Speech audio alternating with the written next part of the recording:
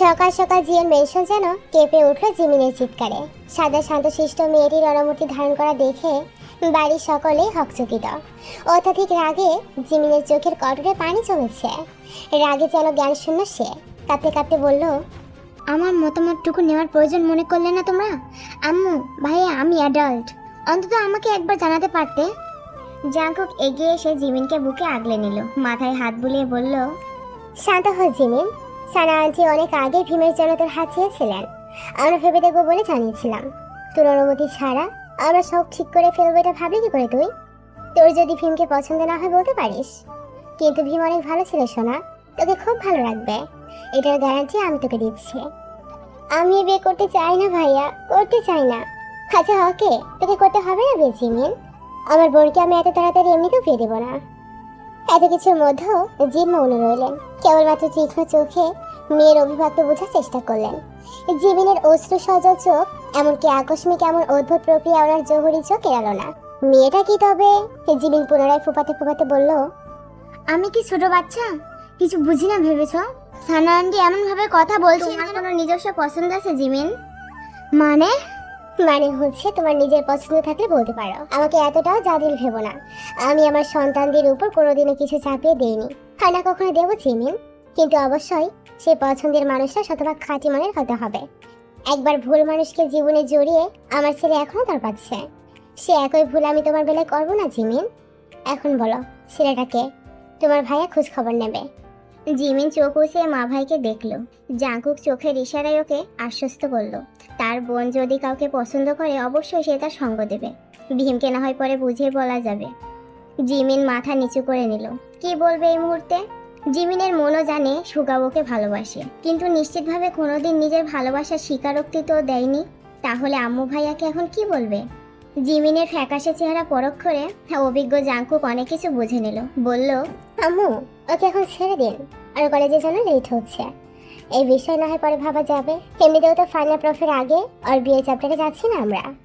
আপনি না হয় সানা আন্টিকে ফোন করে জানিয়ে দিন। আচ্ছা ঠিক আছে। এই জিমিন কৃতজ্ঞতার দৃষ্টিতে চাইলো ভাইয়ার দিকে, তাকে এই যাত্রায় বাঁচিয়ে নেওয়ার জন্য। সাথে ভীষণ রকম রাগ জন্মালো সুগার উপর। এই লোকটা কেউ ছাড়বে না একদম। টেবিলে কেবলমাত্র তখন জিন, জাঙ্কুক আর তার আম্মাজানের উপস্থিতি লক্ষ্য করা যাচ্ছিল। এই জাঙ্কুক তার মেয়েকে নিজের হাতে খাবার খাইয়ে দিচ্ছে, সাথে নিজেও খেয়ে নিচ্ছে। না হলে মেয়ের খাওয়ার যে গতি, ওকে খাইয়ে নিজে খেতে খেতে 10টা পার হয়ে যাবে, অফিসে আর যাওয়া লাগবে না। এই জিন ছেলে আর নাতির দিকে চেয়ে কিছু ভাবলেন। তার মেয়ে যে কোনো সম্পর্কে আছে সেটা তিনি নিশ্চিত, কিন্তু মেয়েকে নিয়ে কিছু ভাববার আগে ওনাকে নিজেরই হতভাগা ছেলেটাকে নিয়ে ভাবতে হবে। জিমের বিয়ের ঝামেলায় একবার পড়লে জাঙ্কুকে এত সহজে বিয়ে করানো যাবে না। এর চেয়ে আগে ভালো ভালো ছেলের একটা গতি করতে হবে। ভাগ্যের ছেলেটা অন্তত এত বছরে বিয়েটা করতে রাজি হয়েছে। মনে মনে ঠিক করলেন বড় ভাইকে দিয়ে প্রস্তাব পাঠাবেন তেদের বাড়িতে। এই জাঙ্কুকের তো বাবা চাচা কেউ নেই, ছেলের মতটা আগে জেনে নেওয়া জরুরি বলে মনে করছেন জিন। তিনি মৃদু গলা খাকারি দিয়ে জাঙ্কুকের মনোযোগ আকর্ষণ করলেন। জাঙ্কুক মায়ের দিকে চেয়ে নম্র স্বরে বললেন, কিছু বলবেন আপনি আম্মু? জাঙ্কুক, কিছু ভাবলে? কি নিয়ে? জেসি দাদু ভাই তুমি রুমে যাও, পাপা আসছে। কেমন? এই যেমন কথা তেমন কাজ, জেছি যেতেই। তুমি তো বলেছো তুমি এবার বিয়েতে রাজি, আর যেহেতু ডিভোর্সি মেয়েই বিয়ে করবে, আমি সিদ্ধান্ত নিয়েছি তোমার জন্য 13 হাত চাইবো তার পরিবারের কাছে।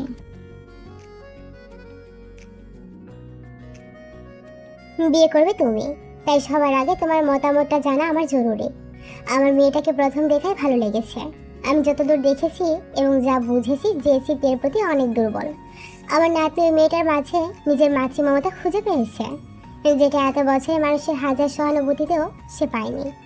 আমার মন টানছে মেয়েটা ভালো হবে তোমার আর জেসির জন্য, আর বাকি সব আল্লাহর ইচ্ছে। কারো মনে তো আর ঢুকে যেতে পারি না। এখন তুমি বলো জাঙ্কু, কি করতে চাও? আম্মু আপনি যা ভালো মনে করেন তাই করুন। জিন হাফ ছেড়ে বাঁচলেন, মিষ্টি এসে বললেন, তাহলে আজই প্রস্তাব পাঠাই, কি বলো? আম্মু বলো বাবা। আমি মিস্ত্রির সাথে টানকে বাড়িতে নিয়ে আসতে চাই।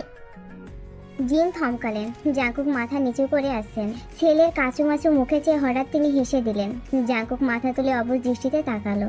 তোমার আম্মুকে কি এত ছোট মনের মনে হয় বাবা, যে একটা ছোট বাচ্চাকে আমি তার জন্মদাত্রীর থেকে আলাদা করে ফেলবো? না মানে আম্মু, অনেকে হয়তো একটা মেয়ের আগের সংসারের সন্তানকে মেনে নিতে পারে না, কিন্তু এটি অন্তত নিচু মানসিকতার কাজ বলে আমি মনে করি জাঙ্কুক। একটা মেয়েকে যদি তার নারী ছাড়া ধন তার সন্তানের থেকে ছিনিয়ে আনি, তাহলে সেই মেয়েটা শত চাইলেও তার স্বামীর সন্তানকে আপন করে নিতে পারে না। কিন্তু এই সমাজের মানুষগুলো তো সেটা কখনো ভেবে দেখবে না। তারা সেই ছোট্ট বাচ্চাটাকে ফুটকো ঝামেলা মনে করে। কিন্তু আমি সেটা কখনোই করব না। টানকে তেল থেকে আলাদা করার কথা আমি স্বপ্নেও ভাবতে পারি না। ও এখানে আমাদের সাথেই থাকবে। ওর দাদুমণির আদরের প্রয়োজন আছে, আমি সবটা ওকে দেব। জাঙ্কুকের মুগ্ধ চোখ তার জননীর দিকে নিবদ্ধ। তার আম্মুটার মতো যদি সবাই এমন মনোভাবের হতো, তাহলে হয়তো কতগুলো বাচ্চাকে মা বিহীন অনাদারে বড় হতে হতো না। তুমি জানো কাল আমাকে টান দিদুন বলে ডেকেছে। আমার এত মায়া লেগেছে বাচ্চাটাকে। জেসির সাথে সাথে একটা নাতি ফ্রি পেলে মন্দ হয় না। বলতে বলতে জিন জোরে জোরে হাসলেন। জাঙ্কুক নিজেও হাসলো, বলল, টান এরকমই মা, খুব সহজে অপরিচিত কাউকে আপন করে নিতে পারে বাচ্চাটা, ঠিক মিস্তের মতো। তোমার নাতি তো আর এমনিতেই মিস্তের নাওটা হয়ে যায়নি। ভালো কাজে দেরি করতে নেই বাবা। আমি অতি দ্রুত এর জন্য প্রস্তাব নিয়ে যাব। আশা করি ওনারা আমাকে ফেরাবেন না। উদাস ভঙ্গিতে কাঁধে ব্যাগ চাপে ডিপার্টমেন্টসের করিডোর ধরে হাঁটছিল জিমিন। এখন একটা ওয়ার্ল্ড ক্লাস অ্যাটেন্ড করতে হবে। বড় কথা সেটা নয়, ওয়ার্ল্ড ক্লাসে সুগার মুখোমুখি হতে হবে। সেখানেই জিমিনের ভাই। কালকের এই অনাকাঙ্ক্ষিত ঘটনায় সুগার যে ওর উপর বেশ চটে গেছে সেটা জিমিন জানে।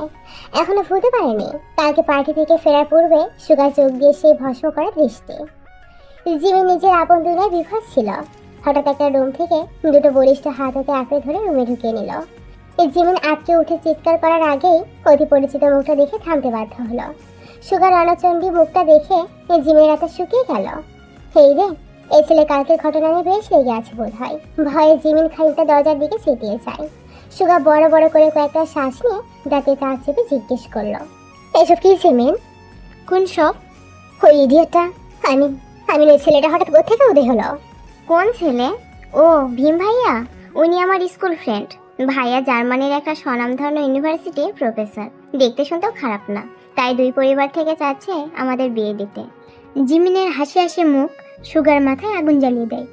জ্ঞান শূন্য হয়ে সময় পরিস্থিতি ভুলে খপ করে জিমিনের বাহু খামচে ধরে নিজের কাছে একটান দেয়। জিমিন সূচক শব্দ করে টাল হারিয়ে ঠিক সুগার বুকে পড়ে। সুগা ওর বেদনাময়ী মুখের দিকে তাকিয়ে দাঁতে দাঁত চিবিয়ে বলে, বিয়ের কথা শুনে খুব খুশি হচ্ছে মনে হচ্ছে। খুব পছন্দ হয়েছে ওই বিদেশি ইডিয়টটাকে। এই জিমিনের গোটা শরীরটা যেন তিরিয়ে কাঁপছে সুগার এত সন্নিকটে। আর হৃৎপিণ্ডের ধুকপুক শুনে নিজেকে কেমন অবশ অবশ লাগছে তার। ফোনের মধ্যে কম্পিত গলায় বলল, কেন? আমি বিয়ে করলে আপনার কি? আমার কি জানো না তুমি? না, জানি না, আপনার মুখ থেকে শুনতে চাই। সুগা চোখ জিমিনের সামলা বড় সারা মুখে বিস্তার করে। আর কাজল কারা মায়াবী দৃষ্টিতে নিজের বিমোহিত দৃষ্টি রেখে কাট কাট গলায় বলল, বিকজ ইউর মাইন্ড জিমিন, অনলি মাইন্ড। এই কথাটা ওই বিদেশি ইডিয়টটাকে ভালোভাবে বলে দেবে আর নিজের মাথায়ও সেট করে নিবে। Got it? এই জিমিনের চোখ দুটো যেন কটর থেকে বের হয়ে খুলে পড়বে। মহাবিষ্ট চোখ দুটো হেঁটে আছে সুগার রাগে লাল বর্ণ ধারণ করা ফর্সা মুখে। এতদিন যে স্বীকারতিটা পেতেও মরিয়া ছিল, আজ সেটা শুনে নিজেকে কেমন পাগল পাগল লাগছে। বুকের ধুকপুকানি নিয়ে জিমিন চারিদিকে এলোমেলো চোখে পাতা ফেলে। সুগার জিমিনের অস্থিরতা আর একটু বাড়িয়ে দিয়ে বলে ওঠে, এতদিন পড়াশোনার ক্ষতি হবে বলে আমি চুপ ছিলাম। ভেবেছিলাম বিচেষ্টা দিয়ে একেবারে বিয়ের প্রস্তাব পাঠাবো, কিন্তু কে জানতো জিমিন যে এখানে বিয়ের জন্য নাচানাচি শুরু হয়ে যাবে। প্লিজ একটু দূরে মানে আমার অস্বস্তি হচ্ছে খুব। সুগা চকিতে দূরে সরে গেল। নিজের কাণ্ডে নিজেই লজ্জিত হলো ভীষণ। নিরাপদ দূরত্ব বজায় রেখে অন্যদিকে মুখ ফিরে থমথমে আওয়াজে বলল, আমি মায়ের চাচিকে পাঠাবো তোমাদের বাড়িতে জিমিন। কেন? কেন আবার কি? বিয়ে করতে। মানে? খুব শীঘ্রই ডক্টর ইয়ঙ্গির বউ হওয়ার জন্য রেডি হন মিস জিমিন। জিমিন বিফলিত হয়ে থমকে দাঁড়িয়ে রইল দুপল। সময়ের সাথে পালা দিয়ে বাড়ছে বুকের কাঁপন। শরীর ভারসাম্যহীন পড়ে জানো কি বলছে এসব এই ছেলে। তার হারে পড়ে যেতে নিলে দুটো বলিষ্ঠ হাত ওকে ফের আগলে নাই। কিন্তু এবার আর জিমিনের অস্বস্তি হচ্ছে না। জিমি নিজের মাথাটা সুগার বুকে রাখলো স্বেচ্ছায়। সুগা ইতস্তভাবে হাত দুটো জিমিনের পিঠে রাখে। জিমিন চোখ বুঝে নেয় প্রশান্তিতে। অনুভব করে মানুষটার হৃদয়ের সমাতালে ধকধক করার শব্দ। অবশেষে বহুল আকাঙ্ক্ষিত প্রিয় মানুষটির স্বীকারোক্তি পেল। সামান্য ভালোবাসার স্বীকারোক্তিটাও যেন ওকে পৃথিবীর সকল সুখ এনে দিল। বুকে রাখা লোচন বেয়ে ফোটায় ফোটায় অশ্রুজল গড়ালো। সুগাতা টেরই পেল না। সময়টা বিকেলের শেষ বেলা। তে ছাদে বসে ওর চাচাতো বোন আর টানকে পড়াচ্ছিল। হঠাৎ করে সেখানে আগমন ঘটে সুগার। সুগাকে দেখে টান দৌড়ে গিয়ে কোলে ঝাঁপ দেয়। সুগা হেসে টানকে আদর করে দেয়, সাথে আনা স্ন্যাক্সের ব্যাগটা বাড়িয়ে দিয়ে বলে, এনজয় মামু। অনেকগুলো চকলেট, চিপস, জুস পেয়ে টান খুশিতে আত্মহারা। এগুলো সে সচরাচর খেতে পারে না। এই বাড়িতে আনহাইজেনিক খাবার অ্যালাউড না, কিন্তু ইদানিং স্কুলে জাঙ্কুক আর জেসির থেকে অনেক চকলেট খেতে পাচ্ছে। খাবারগুলো পেয়ে বাচ্চা দুটো দৌড়ে চলে গেল। কিরে, সব ওর জন্য আনলি? না, তোর জন্য আচার এনেছি। কই দে। দেবো, তবে একটা শর্ত আছে। কি শর্ত বল? আমার একটা কাজ করে দিতে হবে তে। কাজটা কি শুনি? তোর সাথে আমার অনেক ইম্পর্টেন্ট কথা আছে তে। হ্যাঁ হ্যাঁ বল। মানে তে, আমার কাছে এত সংকোচের কি আছে সুগা? বলে ফেল নিঃসংকোচে। মানে তে অ্যাকচুয়ালি আমি জিমিনকে ভালোবাসি তে। ওহ আচ্ছা। সুগা হতবাক বনে যায় তের নির্লিপ্ত প্রতিক্রিয়ায়। সুগাকে নিজের দিকে হতবাক হয়ে তাকিয়ে থাকতে দেখে তে হাই তুলে বলল, তুই কি সবাইকে নিজের মতো গাধা ভাবিস সুগা? মানে সবসময় দেখা হলে বাংলা সিনেমার নায়ক নায়িকাদের মতো চোখে চোখে কথা, মুচকি হাসা, কিছু বুঝে না ভেবেছিস? ভাই, আমি আগে সন্দেহ করেছিলাম তোর আর জিমের মধ্যে কোনো খাতা নিশ্চয়ই আছে, কিন্তু কাল একেবারে শিওর হলাম। ওই যে ভীমের সাথে জিমের কথা শোনার পর তোর রিয়াকশনটা দেখে, বাপরে বাপ, বাড়ি আসা অব্দি কি গজগজ করছিলি তুই সুগা? আমি দেখিনি ভেবেছিস? সুগা থাম মেরে বসে আছে। তার বোনটা যে অতি ডেঞ্জারাস সে কিভাবে ভুলে গেল? যে মেয়ে তার বাড়ির বাইরে একটা দুটো সিগারেট খাওয়ার খবর বাবাকে বলে কেরানি খাওয়াতে পারে, সে মেয়ের কাছে এসব জানাতে দুধ ভাত। একটা হঠাৎ নিঃশ্বাস ছেড়ে সুগা বলল, এখন আমি কি করবো তে? কি করবি মানে? মাকে এক্ষুনি জানা জিমিনের কথা। আমি কিভাবে বলবো তে? দেখ সুগা, নিজের ভালোবাসার দাবি পরিবারের সামনে রাখা এইটুকু সৎ সাহস একজন পুরুষের থাকতে হয়। দেখি না, বেচারা জাংশুক নিজের ভালোবাসার কথাটা বাবাকে বলতে পারেনি, কিন্তু বিয়ের পর সে প্রেমিকাকে দিয়ে ঠিকই করতে পেরেছে। তোরা পুরুষটা আসলে হারামি হতে। সবাইকে জাংশুকের মতো ক্যারেক্টারলেস ভাবিস না তো। আমি জিমিনকে ভালোবাসি, অ্যান্ডও আমারই হবে, এটা কেউ আটকাতে পারবে না। তুই শুধু মাকে গিয়ে জানা। আমার লজ্জা লাগছে। মাকে আমি অলরেডি জানিয়ে দিয়েছি। জানিয়ে দিয়েছিস মানে? কখন তে? মেয়েটা তোর মতো হাবা আব্বাসের জন্য কেঁদে কুটে এক শেষ।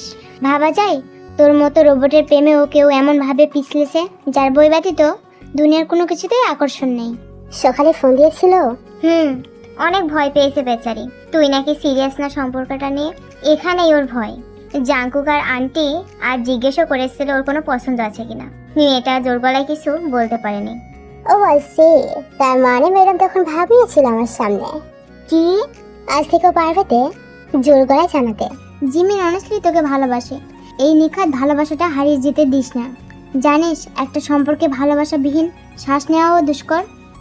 তে আচ্ছা যা, মাকে বল বিয়ের প্রস্তাব নিয়ে যেতে। যদি তোর ভাবিকে ঘরে নিয়ে আসার প্রস্তুতি নিতে চাই আমি তে। মা, শাড়ি না পরলে হয় না? ও মা, কেন রে মা? এরকম জায়গায় শাড়ি হচ্ছে মানানসই পোশাক। তোকে শাড়িতে কত সুন্দর লাগে দেখতে তুই জানিস? এই যে ভাবি, আমি চলে এসেছি। দেখেন তো 8 কেজি মিষ্টি নিয়েছি। একেবারে 10 কেজি নিয়ে নিতে ভাই। শুনেছো তো মেয়েটার পরিবার উচ্চবিত্ত। আমার তো ভয় হচ্ছে আমার স্বল্প বেতনে ছেলেটার কাছে তারা মেয়ে দেবে কি। মা, এভাবে কেন বলছো? নিজেকে কখনো ছোট করে দেখো না। আর মেয়ে দেবে না কেন? আমার ভাই একজন সফল ডাক্তার, ইনশাল্লাহ কোনো একদিন ও জীবনে অনেক শাইন করবে, আমার বিশ্বাস। এখন জিমিন মাকে দেখে এসে আংটি পরিয়ে রাখবো। কেন? ওনারা রাজি থাকলে একেবারে বউ নিয়ে আসবো। আরে পাগলি, আমি যে আগে তোর বিয়েটা দিতে চাই মা। আহ মা, আবার শুরু করলে তুমি। আমার বিয়ে নিয়ে এত ভাবতে হবে না তোমায়। নাকি আমাকে বোঝা মনে হচ্ছে? কোনটা? এইসব তুই কি বলছিস মা? তুই আমার কাছে বোঝা হওয়ার আগে আমার মরণ হোক। যদি সম্ভব হতো আমি তোকে সারা জীবন আমার বুকে রেখে দিতাম। আমার কত সাধারণ সন্তান তোরা। আল্লাহর থেকে এক প্রকার ছিনিয়ে এনেছি তোদের আমি। কিন্তু মা মেয়েদের যে আসল শান্তির সুখ নিহিত তার স্বামী সংসারের মাঝেই মা। আমার মেয়ে সেই সুখটুকু নিশ্চিন্ত না করে যে আমি মরেও শান্তি পাবো না রে। হবে মা, সব হবে। এখন তুমি মন খারাপ করো না তো। একটা ভালো কাজে যাচ্ছি, মন খারাপ করলে চলবে নাকি? আচ্ছা বাবা, ঠিক আছে, যা শাড়িটা পরে নে। নানু ভাইকেও রেডি করে দে। আচ্ছা নানুমণি, আমরা জেসিদের বাসায় কেন যাচ্ছি? বউ আনতে বাবা। কিন্তু ওখানে তো বউ দেখতে পাইনি মাম্মাম। দেখতে পাবে আব্বু। আগে তো পয়গাম নিয়ে যাই। পয়াগামা কি মাম্মাম? পয়গামা না বাবা, পয়গাম। হ্যাঁ ওটাই, কিন্তু আমার পয়াগামা কেন নেব ওদের জন্য? মামাম, ও আমার নানি জেসির জন্য আইসক্রিম, ওরাফেল আর চকলেট নিয়ে যায়, চলো, ও এত খুশি হবে। তে হেসে দিল ছেলের কথায়। কি বলে এই ছেলে? বেশ কিছুক্ষণ পর তে তার মায়ের একটা সুন্দর কালারের শাড়ি পরেছে। এই বাড়িতে তের তেমন ভালো শাড়ি নেই। 6 বছরের সংসার জীবনে যতগুলো শাড়ি ছিল সবগুলো ওই বাড়িতে নিজের আলমারি, না নিজের নয়, জাংশুকের আলমারিতে রেখে এক কাপড়ে টানকে নিয়ে বেরিয়ে এসেছিল ওই বিদঘুটে সত্যটা জানার পরেই। শাড়ি নামক এই বস্তুটি ছিল একসময় তার পছন্দের তালিকার শীর্ষে। শাড়ি গায়ে জড়ালে কেমন কনফিডেন্স অনুভব হতো আর, কিন্তু এখন এই শাড়িটা গায়ে জড়াতে ও কণ্ঠবোধ করে, মনে হয় লোকে ওকে দেখলে উপহাস করবে। একটা দীর্ঘশ্বাস ছেড়ে তে লিপ বামটা হাতে নিয়ে সামান্য ঠোঁটে ঘষলো। মাশাআল্লাহ, কত মিষ্টি দেখাচ্ছে রে মা তোকে। রংটা ফুটেছে ভালো। অবশ্য আমার মেয়েকে সব রঙেই ফুটে। কি যে বলো না মা, টান। এই তো মাম্মা, আমি এখানে। বাহ, আমার ছেলেটা পাঞ্জাবি পরেছে, খুব সুন্দর দেখাচ্ছে। হ্যাঁ মাম্মা, আর দেখো মাম্মা, আমি জেসি মনির জন্য একটা গিফট নিয়েছি। তাই? কি গিফট নিয়েছো বাবা? এই যে দেখো মাম্মা, চকলেট আর আমার রোবট ডলটা। এই ডল তো কথা বলতে পারে, জেসি খুব পছন্দ হবে, তাই না মাম্মা? তে হাসলো ছেলের সরলতায়। তার ছেলে কি জানে, এমন শত শত টয় দিয়ে জেসির ঘর ভর্তি, তার মধ্যে তার সস্তায় এই টয়টা বিশেষ প্রভাব ফেলবে না হয়তো। তবুও ছেলের আগ্রহকে মাটি করলো না। হ্যাঁ বাবা, খুব পছন্দ করবে। ঠিক তখনই তের ফোনটা বেজে ওঠে। সুগা কল করেছে। ফোন রিসিভ করতেই সুগার তীব্র উৎকণ্ঠিত গলা শোনা গেল। হ্যালো তে, তোরা রওনা দিয়েছিস? এই জিমিকে আমি আজকে ক্লাস, ব্লগ পোস্ট কোথাও দেখতে পেলাম না। দেখবি কি করে? সে মনে হয় বাড়িতে শাড়ি পরে সেজে গুছে আমাদের জন্য অপেক্ষা করে বসে আছে। সে যাই হতে, খালি হাতে ফিরিস না প্লিজ। এই মেয়েটাকে না পেলে আমি দম বন্ধ হয়ে মারা যাবো। বাপ রে, প্রেমে পড়ে তোর ভালো উন্নতি হয়েছে সুগা। কেমন ফিল্মি ডায়লগ মারতে শিখে গিয়েছিস। হতে প্রেমে পড়লে সবাই একটু একটু এরকম ডায়লগ মারে, ইটস নর্মাল। কি জানি, কখনো কারোর প্রেমে পড়া হয়নি, তাই জানিও না। তোর জীবনেও প্রেমে পড়ার মতো কেউ আসুক, যদি আসুক রে, এই অবনীয় অনুভূতি তারা তোর মধ্যেও জাগুক। আচ্ছা রাখছি, এখন আমাদের বের হতে হবে। ভালোবাসার মতো স্বর্গীয় অনুভূতি সবার জন্য আসে না রে সুগা। সবার কপালে এই সুখটুকু লেখা থাকে না।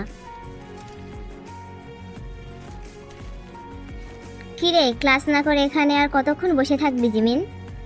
ভালো লাগছে না আজকে ক্লাস করতে। ভালো লাগছে না নাকি সুগা স্যারকে ফেস করতে ভয় পাচ্ছিস? আমরা কিছু জানি না ভেবেছিস? উফ, স্যার তো, আর তুই যাচ্ছিস না কেন? যা তো, আমি কতক্ষণ বসে তারপর আসবো। কথা ঘোরাবে না একদম। সুগা স্যারকে বল বিয়ে প্রপোজাল নিয়ে যেতে তোর ফ্যামিলির কাছে। আমার ভয় হচ্ছে রে অনেক।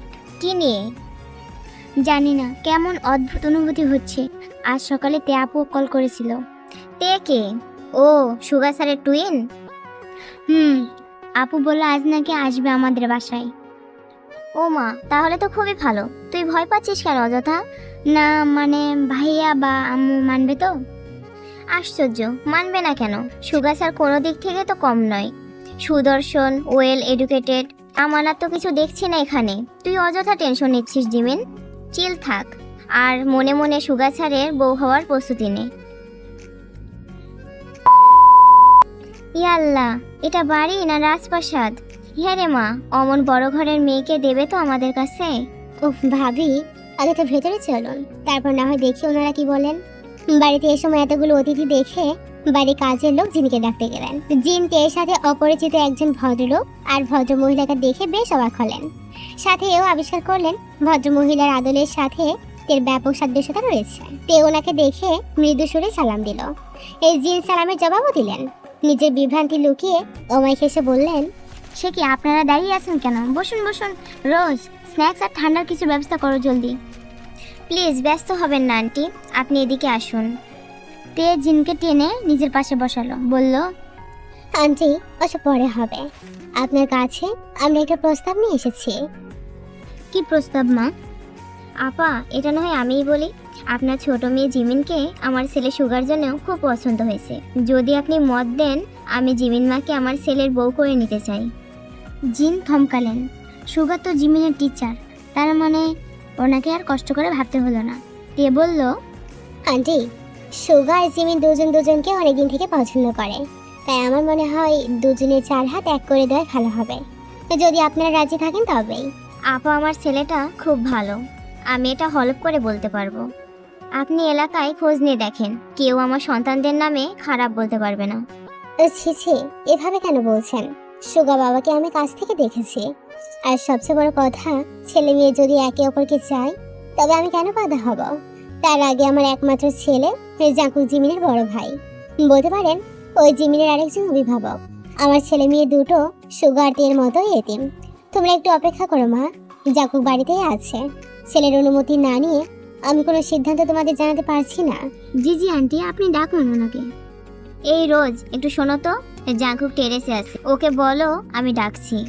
মহিলাটি সায় জানিয়ে চলে গেল।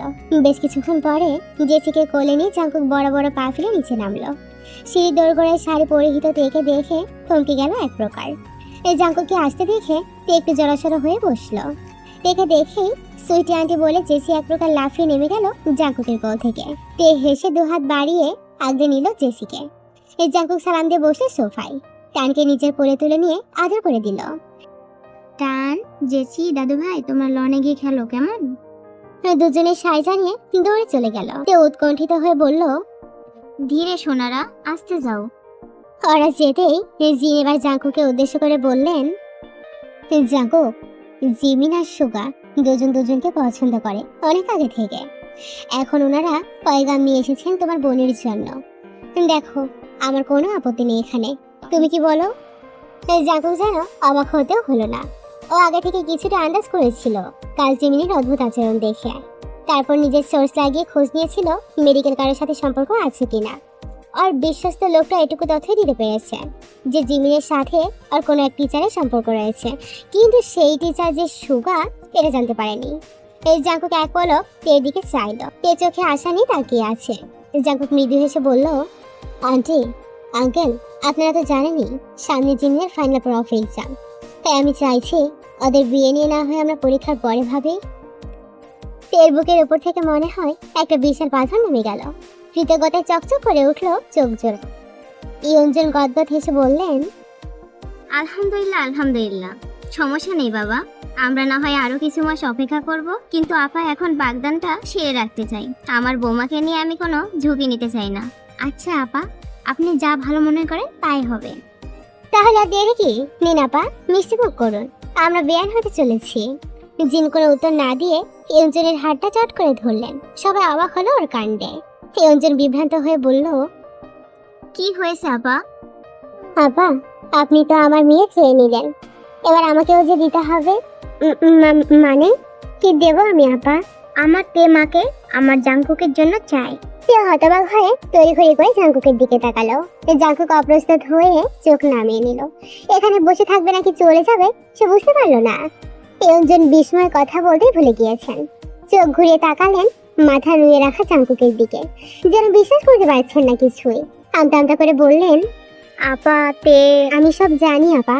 আমার মনে হয় আপনি আমার ছেলের ব্যাপারে অবগত। আপা, আমি আজকে আমার বড় ভাইজানকে পাঠাতাম আপনার ঘরের দুয়ারে, কিন্তু আল্লাহর পরিকল্পনা দেখেছেন, তিনি আমাদের আরো দুইজন ছেলে মেয়ের ওসিলায় আমাদের এত সুন্দর সাক্ষাৎ করিয়ে দিলেন। আপা বিশ্বাস করুন, আমার নাতনি মাহারা হওয়ার পেছনে আমার ছেলের কোনো ভূমিকা নেই। আমার ছেলের সম্পর্কটা বাঁচিয়ে রাখতে চেষ্টার কোনো ত্রুটি রাখিনি, আমি নিজে তার সাক্ষী। তে মাথা নিচু করে সোফার খাবার খামচে ধরলো। ওর টানা চোখ দুটো কখন যে ভরে উঠেছে টের পেল না।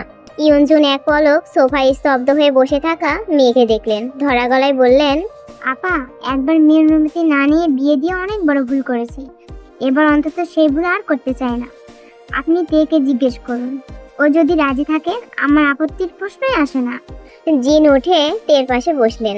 ওর নিচু করে রাখা মুখটা তুলে সরব গলায় বললেন, মা, মানুষের জীবনে সবসময় ভুল মানুষ আসে না, কখনো কখনো দ্বিতীয় সূচনা এই জীবনে নতুন করে পরিপূর্ণতা নিয়ে আসে। না মানে আন্টি, বলছিলাম যে আমার একটু ভাববার জন্য সময় চাই, প্লিজ আন্টি। কোনো সমস্যা নেই মা, তুমি নাও, যত সময় চাই তুমি নাও, কিন্তু হ্যাঁ, উত্তরটা যেন হ্যাঁ হয় মা। তে ফের মাথা নিচু করে নিল। না তাকিয়ে অনুভব করলো জাঙ্কুকের নিবিড় দৃষ্টি ওর পানেই নিবদ্ধ। ইয়ঞ্জন ব্যস্ত পায়ে উঠে দাঁড়িয়ে বললেন, আজ তাহলে আসি আপা, বিদায় দিন আমাদের। জিন হাত টেনে ওনাকে বসিয়ে দিলেন।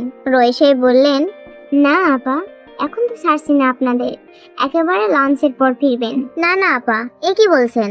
প্লিজ আন্টি, আমি একবার আপনাদের বাড়িতে তৃপ্তি করে খেয়েছি, আজ অন্তত আমাদের বাড়িতে অতিথিয়তা গ্রহণ করুন। ইয়জন আর না করতে পারলেন না, অগতা ফের খোশালাপে মেতে উঠলেন সবাই।